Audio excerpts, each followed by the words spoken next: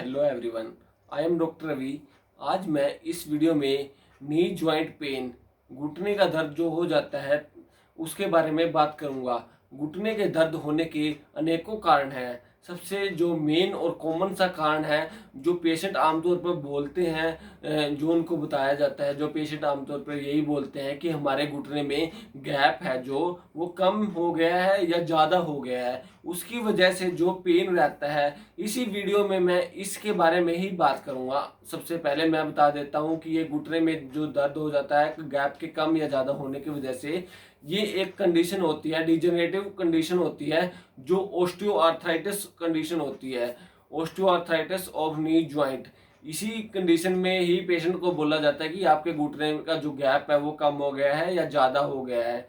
ये इस कंडीशन में आर्टिकुलर जो कार्टिलेज है वो डैमेज हो जा वो थिन हो जाता है, डैमेज हो जाता है, जिसकी वजह से जो और साथ में जो बोनी आर्टिकुलर सरफेस है नी जॉइंट के, टिबिया का या फीमर का, और साथ में कभी कभी पटेला भी इन्वॉल्वमेंट हो जाती है, तो उनके जो आर्टिकुलर सरफेस है उनमें ओस्टियोफाइट्स बन जाते हैं, जिसकी वजह से जो अगर जॉइंट में जब मूवमेंट होती है तो फिर इन सरफेस का आपस में कांटेक्ट होने की वजह से फिर पेन हो जाता है, और आर्टिकुलर कार्टिलेज ऑलरेडी थिन हो चुका है, तो उसकी वजह से फिर जो जॉइंट में जो मूवमेंट होती है तो फिर जब फ्रिक्शन फोर्स आता है तो उसकी वजह से भी पेन होने लगता है। फिर अब मैं बता देता हूँ कि ये जॉइंट बनता कैसे है। ये जॉइंट जो तीन ऑलमोस्ट, जैसे कि ये जॉइंट फीमर बोन इन्वॉल्वमेंट होएगी, टिबिया इन्वॉल्वमेंट होएगी और पटेला, इन तीन बोन्स के साथ दो जॉइंट बनते हैं।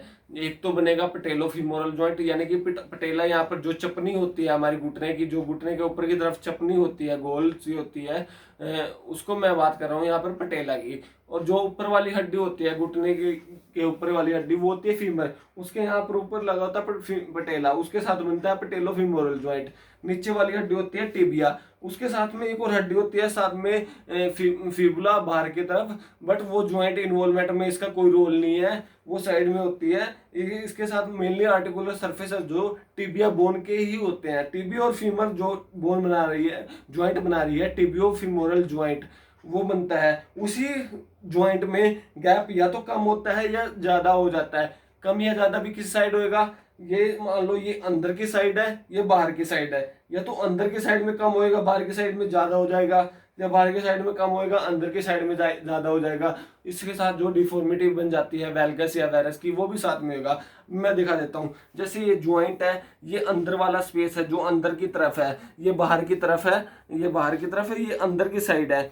अगर इसका अंदर की साइड में मोस्टली हमारे 90% केसेस में, 90% केसेस में मोस्टली क्या होता है कि जो अंदर वाला स्पेस होता है वो हमारा कम हो जाता है, जिसकी वजह से पेशेंट को जो रहता है कि पेन अंदर की तरफ ज़्यादा रहता है। इस कंडीशन में जो ऑस्टियोआर्थराइटिस कंडीशन है, इसमें क्या क्या होता है मैं इसके बारे में बताता हूँ। इसमें सबसे पहले होता है पेन रहता है पेशेंट को मिडली तरफ ज़्यादा रहता है। 90% केसेस में मिडली साइड में पेन, अंदर की तरफ पेन बहुत ज़्यादा रहता है। उसके बाद सेकंड बात आती है स्वेलिंग की। पेशेंट कहेगा कि मेरे घुटने के ऊपर स्वेलिंग आई हुई है। थर्ड आती है वीकनेस। पेशेंट को ऐसा लगता है कि मेरे घुटने बिल्कुल कमजोर हो गए हैं, चला नहीं जाता ज़्यादा दूर तक। क्यों वो कमजोर किस वजह से हो गया? क्योंकि मसल्स का ज़्यादा यूज नहीं हुआ, क्योंकि घुटने में आवाज़ आती है, चलना नहीं जाता है, इसकी वजह से मसल मिसयूज हो जाती है और पेन, मसल वीकनेस हो जाती है। मसल स्टिफनेस, पेशेंट ये कहेगा कि मेरे को सुबह उठ के आधा घंटे तक मसल बिल्कुल टाइट रहती है, चलने में बहुत ज़्यादा परेशानी लगती है सुबह सुबह। ये भी अगर बात आ रही है तो वहाँ पर ऑस्टियोआर्थराइटिस की ही बात कर रहा है पेशेंट, यानी कि घुटने में गैप कम या ज़्यादा की ही बात कर रहा है। उसके बाद एक बात और आती है कि डिफॉर्मिटी, मसल्स जो ज्वाइंट में डिफॉर्मिटी बन जाती है, तो वेल्गस बन जाता है, वायरस बन जाता है, ये डिफॉर्मिटी भी बन जाती है ऑस्टियोआर्थराइटिस में। अभी मैं इसके बारे में इसके बाद बताऊंगा कि जो इसका पता कैसे करते हैं हम कि हमारे ये दिक्कत है या नहीं है। इसके लिए हमने एक एक्सरे करवाना पड़ेगा अपने घुटनों का, उससे हम पता कर सकते हैं कि ये है या नहीं है। अब मैं इसके ट्रीटमेंट के लिए जो सबसे बेस्ट एंड बेनिफिट वाला, जो यूजफुल लाइफ लॉन्ग जो बेस्ट ट्रीटमेंट है, मैं उसकी बात करूंगा। उसके लिए हमने पेशेंट को कुछ एक्सरसाइज करवानी पड़ेगी या पेशेंट ने खुद करनी पड़ेगी एक्सरसाइज। खुद भी बहुत जरूरी है, पेशेंट अपने आप करेगा, या फिर पेशेंट को अगर नहीं हो पा रही स्टार्टिंग में एक्सरसाइज तो पेशेंट ने अपने डॉक्टर से एक्सरसाइज करवानी पड़ेगी। सबसे पहले मैं बता देता हूँ कि ये एक्सरसाइज, अब मैं बता देता हूँ कौन सी एक्सरसाइज है जो कॉमनली यूज होती हैं और जो बहुत ही बेनिफिट वाली होती हैं।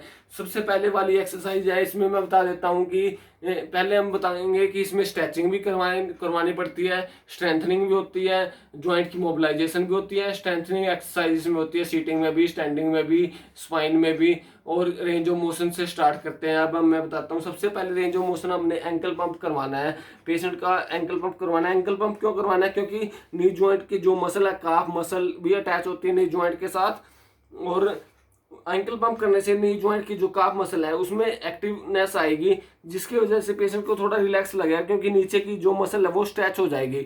इसके बाद पेशेंट की हमने हैम स्ट्रेच करनी है। हैम स्ट्रेच करने के लिए क्या करना है? पेशेंट को अपना 90 डिग्री पे मोड़ लेना, अपना घुटना उठा लेना है, और पेशेंट ने अपनी थाई पकड़ लेनी है। उसके बाद पेशेंट को बोलना है कि अपना पैर ऊपर की तरफ उठाएं।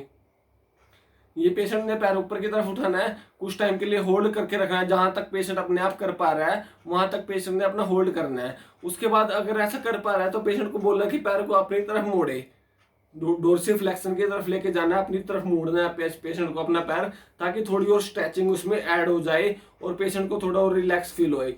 उसके बाद जो थर्ड एक्सरसाइज है वो है हमारी रेंज ऑफ मोशन में ये क्या है? अबडक्शन एक्सरसाइज, यानी कि पेशेंट को हमने बोलना है कि अपनी टांग को सीधा रख के, अपनी टांग को बिल्कुल सीधा रख के अपनी टांग को अपने शरीर से बाहर की तरफ करना है, टांगों को अपनी बाहर की तरफ लेके जाना है। ये भी 15 से 20 बार करनी है एक्सरसाइज। जैसे इधर की तरफ ये करके दिखा देता हूँ मैं, पेशेंट को बोलना है कि बाहर की तरफ लेके जाएं। इसके बाद जो एक्सरसाइज है वो है हमारी आइसोमेट्रिक एक्सरसाइज।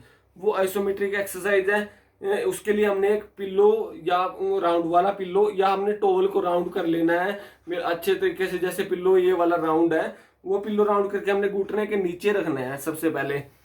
इसमें हमने अपनी क्वाड्रिसेप्स की, हैमस्ट्रिंग की, ग्लूटियाई की और वीएमओ की, ये 4 आइसोमेट्रिक स्ट्रेंथनिंग हमने करवानी है। सबसे पहले मैं करवाऊंगा और पेशेंट को करनी है, वो करनी है क्वाड्स की। पेशेंट ने अपने घुटने के नीचे पिल्लो रख लेना है, और पेशेंट ने अपना पैर नीचे की तरफ ही रखना है। ये ध्यान रखना है कि उसका पेशेंट का पैर पहले वाली एक्सरसाइज में सबसे नीचे ही रखा रहे। और पेशेंट को बोलना है फिर कि अपना जो घुटना है उसको प्रेस करे, और ये प्रेस करने के बाद थोड़ा सा होल्ड करके रखे, पेशेंट नीचे दबा के रखे उसको थोड़ा सा, थोड़ी देर, फिर रिलैक्स करना है। और ये 10 टाइम्स दबाना है, और दबा के हमने 5 to 10 सेकंड के लिए दबा के रखना है, और ये रिपीट करना हमने 10 टाइम्स के लिए हमने ये रिपीट करना है। उसके बाद ये करने के बाद क्वाड्स के बाद हमने हैमस्ट्रिंग की करनी है। हैमस्ट्रिंग करने के लिए हमने पिल्लो को एडी के नीचे रखना पड़ेगा। फिर पेशेंट को हमने बोलना है कि अपनी एडी को प्रेस करें नीचे की तरफ, वही थोड़ी देर होल्ड करके रखना प्रेस करके, और ये भी 10 टाइम रिपीट करना है हमने प्रोसेस। उसके बाद हमने पेशेंट को बोलना है कि अपने ग्लूट्स को स्क्वीज करें, स्क्वीजिंग करेंगी, रिलैक्स करने हैं 10 टाइम्स, वो स्क्वीज करने हैं, रिलैक्स करने हैं, स्क्वीज करने हैं, रिलैक्स करने हैं। उसके बाद जो आती है फोर्थ पे वीएमओ की स्ट्रेंथनिंग आती है, आइसोमेट्रिक स्ट्रेंथनिंग वीएमओ की। उसके लिए हमने क्या करना पड़ेगा? पेशेंट को हमने थाई अपने घुटने के नीचे ही पिल्लो रखना है। उसमें पेशेंट को बोलना है कि अपने थाई को घुटने के नीचे ही, मतलब थाई को पिल्लो पे ही रखे अपनी थाई को, पेशेंट ने अपनी थाई को पिल्लो पे ही रखना है। उसके बाद पेशेंट को बोलना है हमने कि अपने पैर को ऊपर उठाए। पेशेंट को ये थाई नहीं उठानी है, ये पिल्लो पे ही रखनी है, अपना घुटना पिल्लो के ऊपर ही रखना है, और पेशेंट ने अपना पैर उठाना है, वही 2-4 सेकंड के लिए रखना, ऊपर उठाना है, फिर छोड़ देना है, रिलैक्स, फिर दोबारा फिर रिलैक्स, दोबारा फिर रिलैक्स। इससे क्या होगा? ये एक्सरसाइज करने से पेशेंट की फ्लेक्सिबिलिटी बनेगी और स्ट्रेंथनिंग भी आएगी। बट जो मेन दिक्कत हमें वही रह जाता है कि गैप कम या ज़्यादा है।